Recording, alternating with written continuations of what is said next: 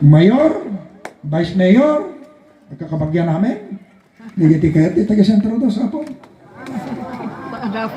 O dito lang, dito apo, ito kayo. Iyan, ang gusto ko. Hindi lang nakataga sentro dos, matatapang.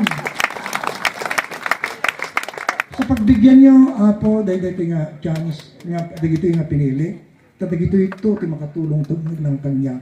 Adupay, iti kayat ko, iti Santos nila. Punada, ibabak to ti taxes, ibabak to ti presyo, apo naglaing ka nga mayoran. Kada susurutan nga libro, siya pa'y papasulan tan, nating mato ti business permitan.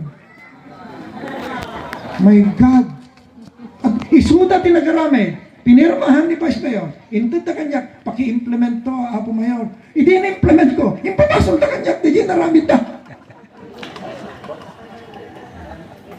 Oh, dagita pa yung LTO, bagata nga siya tinagimbita.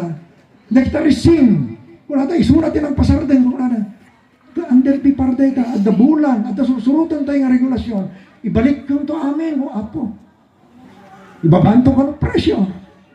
Apa nga ta dito ka live coverage.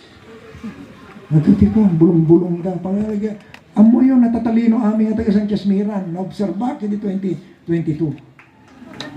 Nanalain namin. Nagdabi 300, 500, alain nyo. Alain nyo. Mapangkay presinto kung na ni Apurano, kasaum to deta, sika, get 300 mo, ha? Hamo nga isuksukat deta talong nga taon. Nga pa deta 500, ha?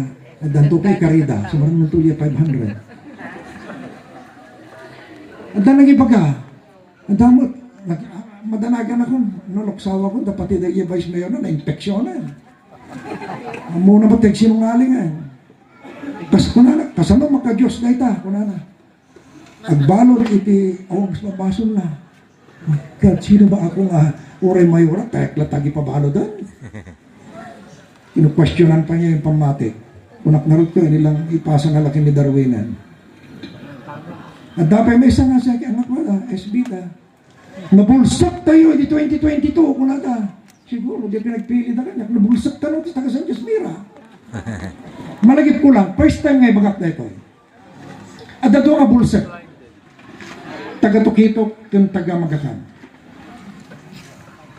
Pinadalak nga pinaoperahan. Aging gana nakakita ta.